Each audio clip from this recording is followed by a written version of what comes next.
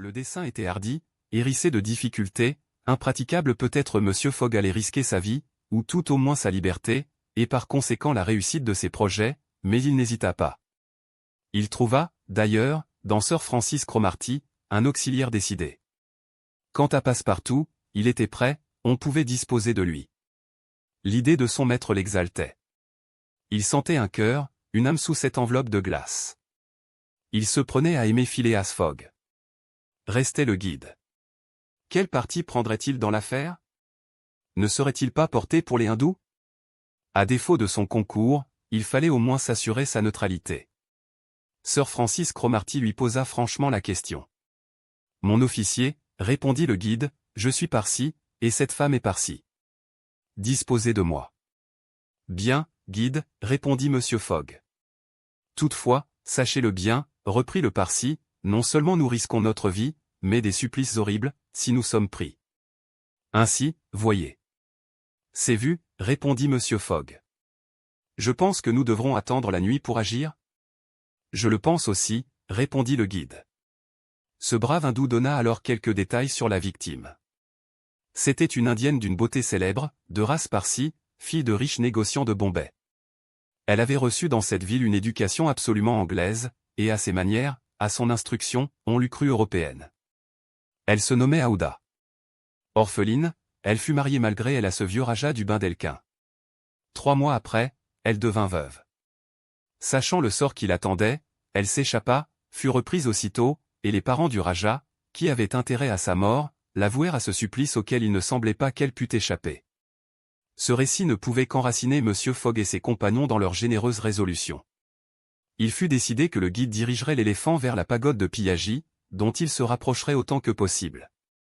Une demi-heure après, halte fut faite sous un taillis, à 500 pas de la pagode, que l'on ne pouvait apercevoir, mais les hurlements des fanatiques se laissaient entendre distinctement. Les moyens de parvenir jusqu'à la victime furent alors discutés.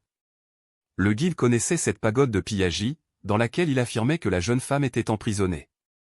Pourrait-on y pénétrer par une des portes, quand toute la bande serait plongée dans le sommeil de l'ivresse, ou faudrait-il pratiquer un trou dans une muraille? C'est ce qui ne pourrait être décidé qu'au moment et au lieu même.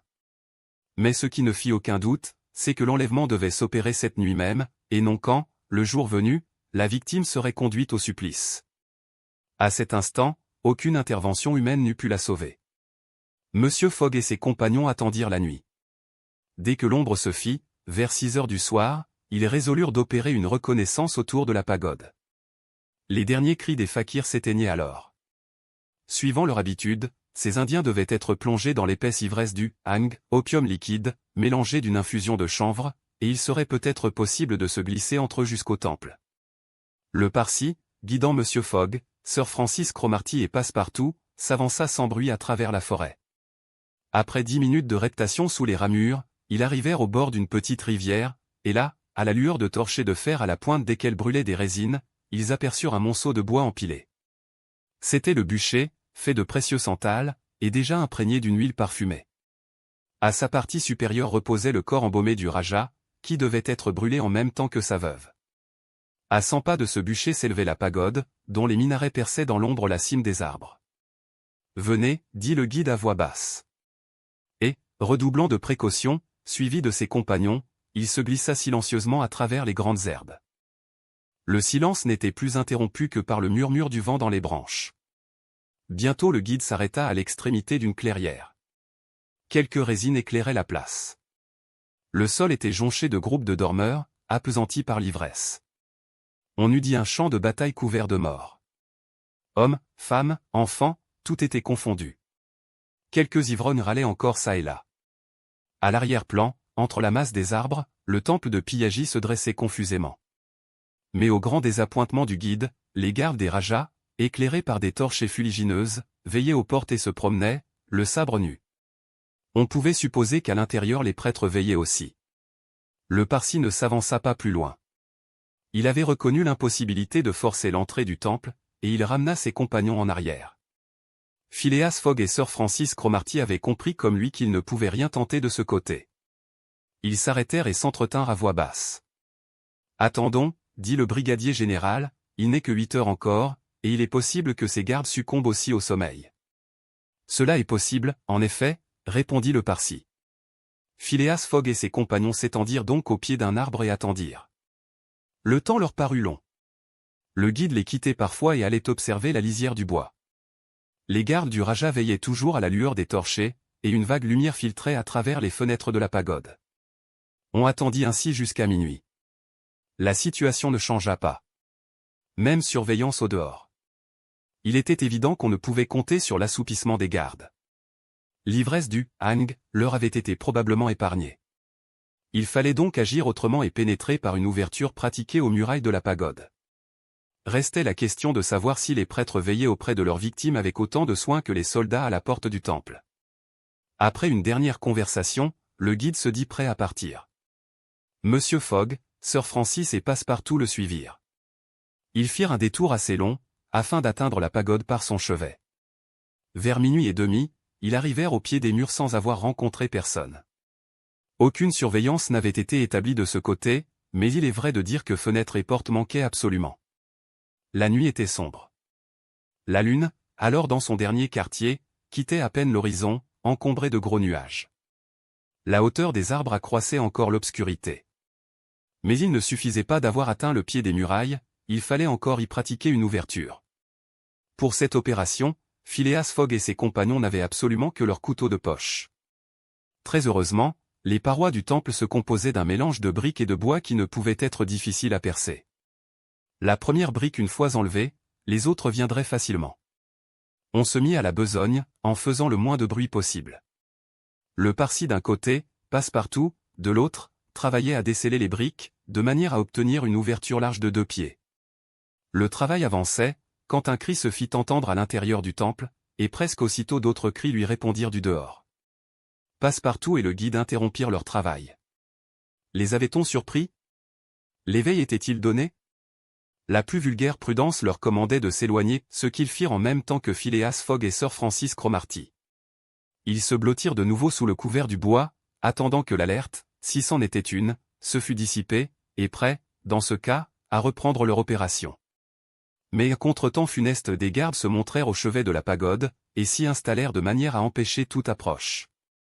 Il serait difficile de décrire le désappointement de ces 4 hommes, arrêtés dans leur œuvre. Maintenant qu'ils ne pouvaient plus parvenir jusqu'à la victime, comment la sauverait-il? Sir Francis Cromarty se rongeait les poings.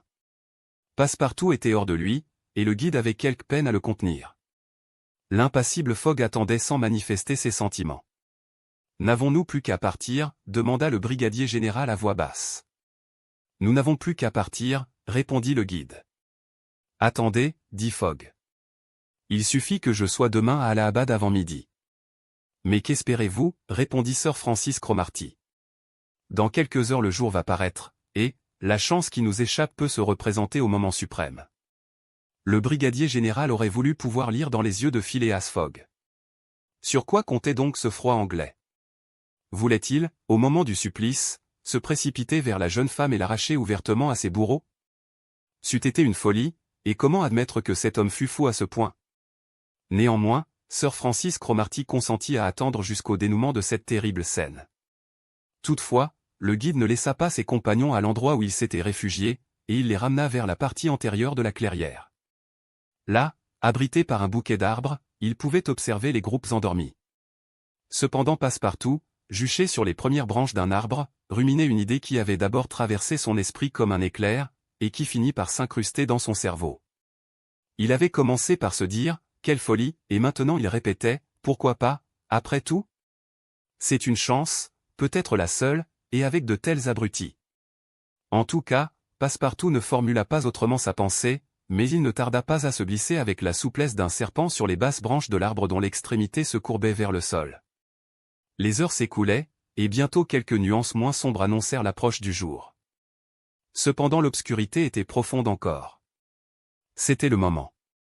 Il se fit comme une résurrection dans cette foule assoupie. Les groupes s'animèrent. Des coups de tam-tam retentirent. Chants et cris éclatèrent de nouveau. L'heure était venue à laquelle l'infortuné allait mourir.